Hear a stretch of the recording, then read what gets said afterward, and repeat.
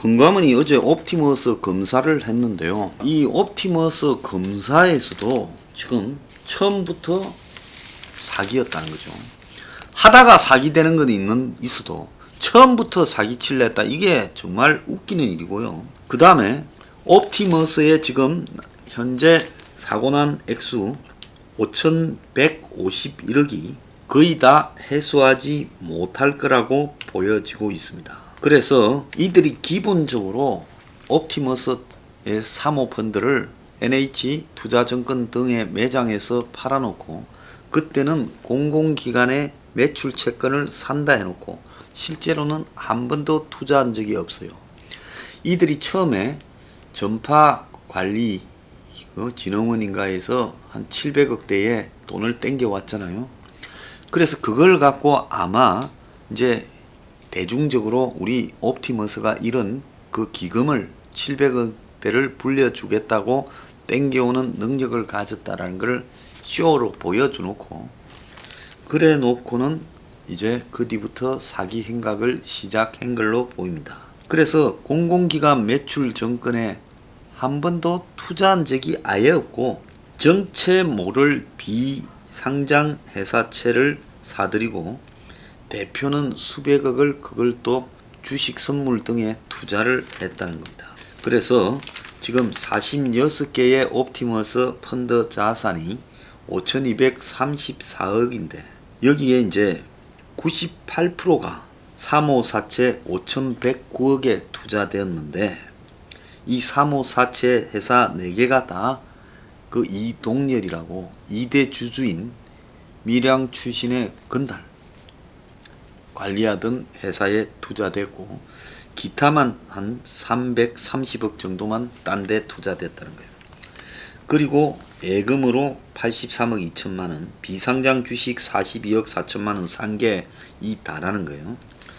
자, 그런데 이 46개 펀드 돈 중에서 모은 돈이 5,151억이고 그 다음에 여기 5,151억 원에 지금 예금이나 비상장 주식이 조금 들어가서 자산 총액이 5,234억이 됐다는 겁니다.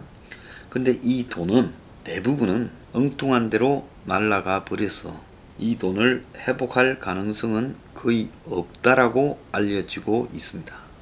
금감원이 조사를 해봤자 돈이 어디에 쓰였는지 얼마나 돌려받을 수 있는지 이게 잘 지금 안 나타나고 있고 금감원이 파악한 자금 사용처가 60곳인데 금액으로는 3천억 안팎이라는 거예요.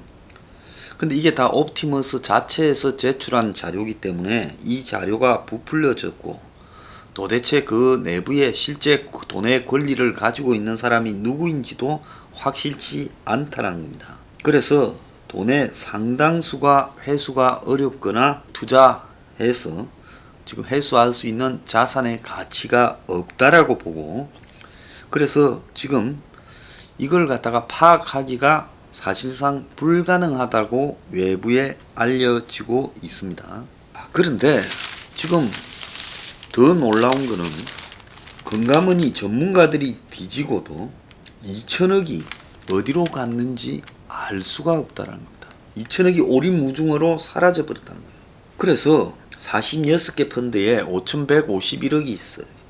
나갔는데 이 중에 24개 펀드에 2,401억이 현재 환매 연기가 돼 있고 나머지 22개 펀드도 곧 환매 연기가 될 거다. 그래서 만기가 도래했을 때 돈을 못 내주게 될 거다라고 이야기를 합니다. 그래서 사고 금액이 5,151억이다.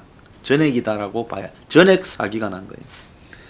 그런데 희한한 거는 지금 2천억이 사라져 버렸는데 금감원이 3천억은 옵티머스 자료를 가지고 확인했다지만 이것도 부풀려졌고 회수가 안 될 거라는 거예요.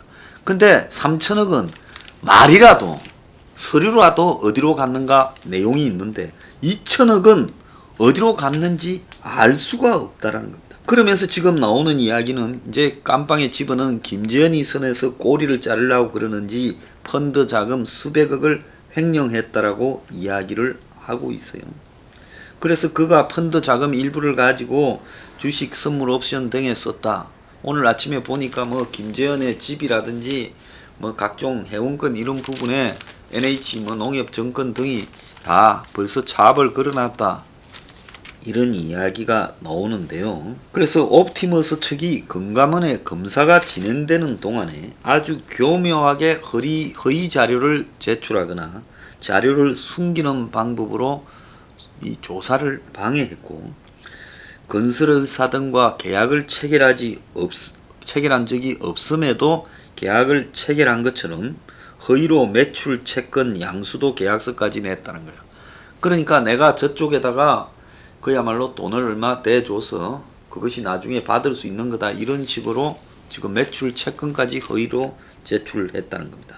그 다음에 금감원 현장 검사 직전까지 주요 임직원이 PC 및 관련 자료를 제출을 거부했고, 은폐한 자료는 옵티머스 본점 인근에 별도로 임대한 사무실과 창고에서 또 달리 발견되었다고 합니다. 그래서 제가 볼 때 이 돈이 상당한 부분은 정치권으로 왔을 가능성이 크다. 뭔 돈으로 호화 생활을 했겠느냐는 거죠. 지금 그런 정치인 있잖아요. 옵티머스에서 이름 거론되는 정치인 호화 생활한 내용도 좀 있지 않습니까? 그래서 이 옵티머스와 관련해서 처음부터 사기를 치려고 했는데, 여기에 지금 정권의 핵심들이 뒤를 봐줬다. 그러지 않았으면 이진아 변호사라는 여자가 어떻게 지금 옵티머스가 인수했던 헤드파워웨이, 사실상 무자본으로 인수했던 그 코스닥 회사에 비상임 이사로 들어가고, 그 여자는 농어촌 공사의 비상임 이사, 국정원, 서울시의 법률 자문까지 맡았어요. 그럼 이런 것들을 맡는 게 권력이 도와주지 않고는 농어촌 공사의 비상임 이사로 들어가고 국정원, 서울시의 이 고문 변호사를 할 수가 있습니까? 36살짜리가요. 그리고는 청와대 민정수석실에 갔습니다. 도둑을 민정수석실에 집어넣은 거예요. 5,115억 전액이 회수가 불가능하다라는 거고, 금감원이 결국은 펀드 자금 빼돌리고 그리고 자료 은폐 시도까지 하는 부분을 다 방치했다, 이렇게 봐야 되고요. 98%가 회수 불능이다. 그래서 사실상 100%가 회수 불능이다라고 봐야 되는데, 나오는 이야기를 보면 100% 배상안이 나오냐, 이런 이야기까지 하고 있습니다. 그래서 안정자산에 투자하게 오인시켜가지고 자금을 모집했는데 착오에 의한 계약 취소 가능성이 있어서 100% 배상이 이렇게 내려지고, 그래서 NH투자증권 등이 물어주는 방법으로. 자, 이러면 그 증권회사 등이 안고 어떻게 되겠어요? 사기친 돈은 그냥 사라져버리는 거 아니겠습니까? 자, 이 말은 그러면 그 돈을 배상받은 사람들이야 지금 반이나 건지겠냐, 돈 건지겠나 하는데, 그거 물어준다 하면 찍소리 안 하고 다 조용할 거 아니에요? 그러기 때문에 결국은 판매사들한테 정권이 힘으로 눌러서 너네들이 물어주고, 지금 나머지 돈 추적해서 회수는 되는 대로 일부 가져가라, 이렇게 하고 이 돈을 그냥 적당히 불만 품는 사람들을 없애버리면 뭐 NH투자증권 등이 뭐라 할 수 있겠습니까? 이거 농협투자증권이잖아요. 과거 세종정권이고요. 이렇게 떠미르고 끝내려는, 농협이라는 게 뭐 힘이 있습니까? 그래서 이 NH투자증권이 5,151억 중에 4,327억을 개인 884명한테 팔았어요. 거의 대부분이에요. 그래서 이 한국투자증권은 70%를 보상해 준다고 이 방안을 마련했다 그러고, NH투자증권은 70%를 일단은 선지급하겠다 해서 3천억을 주는 쪽으로 방향을 잡고 있는 것 같아요.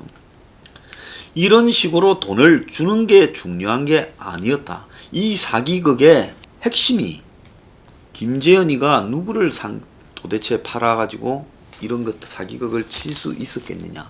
자, 그러면 748억인가 되는 정부의 기금을 어떻게 이런 회사에 땡겨갈 수 있었겠느냐.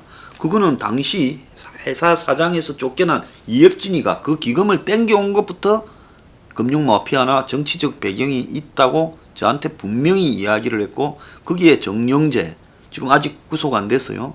양호, 이현재 등을 다 틀어봐야 되고 그 뒤까지 틀어야 된다고 이야기를 하고 있습니다. 그 다음에 그래서 이 문제의 핵심은 그들 배경에 대해서 지금 조사가 안 되고 있고, 대충 그 정권을 팔은 한국투자증권이나 NH투자증권 보고 한 70% 밀어주고 끝내라, 나머지는 또 회수되면 줄 수도 있다, 이래가지고 피해자들 입 막고 끝내려고 하고, 이렇게 은폐하고 가짜, 이 완전히 막 진짜가 하나도 없어요. 100%가 다 가짜예요. 이 회사는 처음부터 어디 투자하겠다는 것도 가짜고 서류도 다 가짜예요. 여기에 일조한 윤석호 변호사 구속됐잖아요. 그 부인이 지금 옵티머스 관계사들의 사회이사까지 맡고 있다가 청와대로 넣었어요.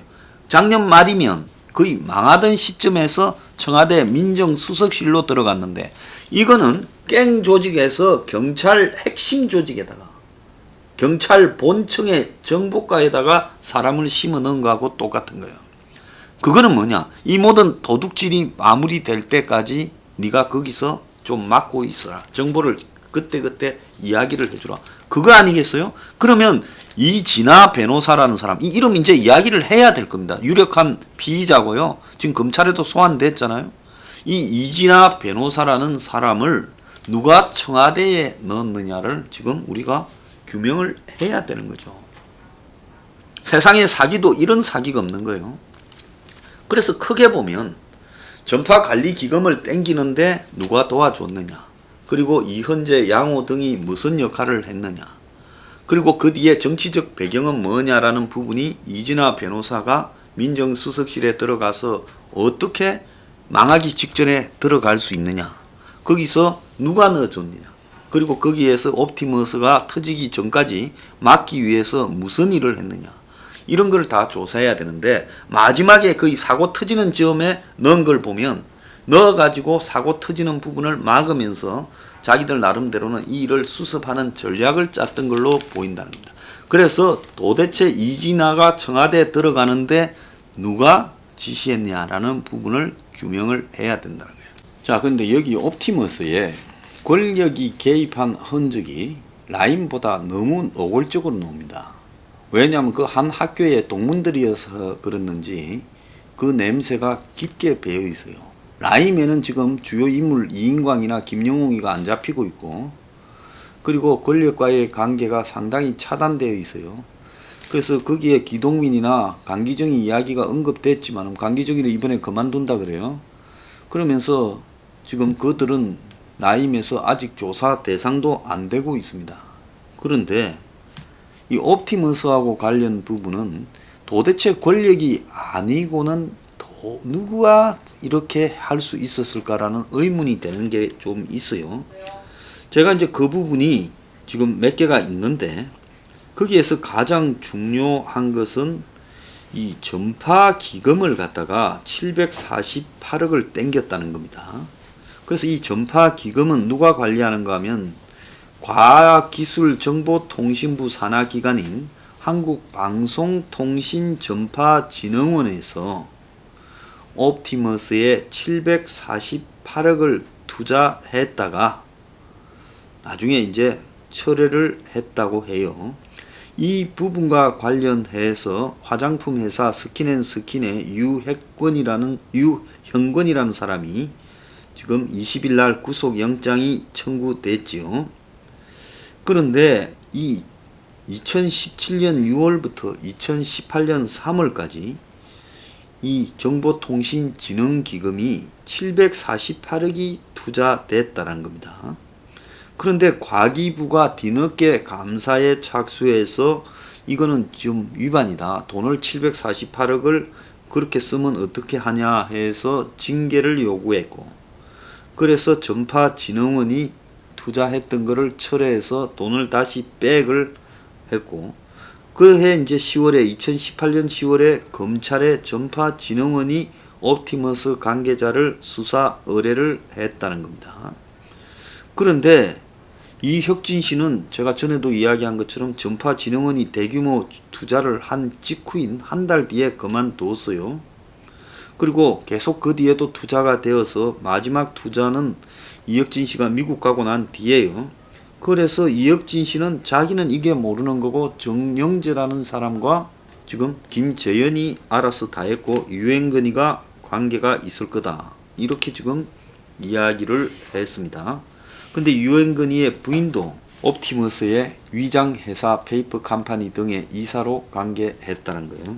자, 그래서 이 748억을 여러분이 이 정보통신부 관련 이 통신진흥원의 원장으로 앉아 있는데 그 신영 자산운용사가 와가지고 748억 그 기금이 있는데 투자해 달라면 할 수 있겠습니까? 정통부가 이 부분을 조사에 나서서 그렇게 하지 마라 하고 고소를 한 부분은 뭐 때문에 했겠어요? 그렇게 하지 않도록 되어 있는 규정이 있는데 규정을 어기고 투자할 정도면 누가 그 굉장히 센 사람이 돈을 거기 쓰라고 했으니까 투자하지 않았겠습니까? 또 마찬가지로 여기 옵티머스에 관련되어서 온갖 잡음이 나고 있는데 거기에 핵심인 변호사의 부인을 청와대 민정수석실로 막판에 꼽아서 거기에 자신들에 대한 정보, 즉 조사가 나오고 하는 걸 다 지휘를 민정수석실에서 검찰이나 경찰에 해야 될 건데 그 핵심 자리에 이진아 변호사가 들어갔어요. 그때 공직기관 비서관이 최강욱이 있었잖아요. 그런 일이 가능할 거라고 보십니까? 그러면 누가 그걸 넣었을까요? 이 두 가지만 조사해도 748억하고 그리고 부인이 어떻게 윤 변호사 부인이 청와대의 민정수석실 행정관으로 들어갔을까 하면 이 일의 뒤에 숨은 실세가 누구인지 나올 거라는 거예요. 그리고 이제 마지막으로 가장 중요한 게 양호 그리고 이헌재, 정영재 같은 이 일과 관련되어서 핵심 역할을 수행한 걸로 보이는 금융 마피아의 조사가 필요하다. 자, 이 세 가지가 핵심이라고 봅니다.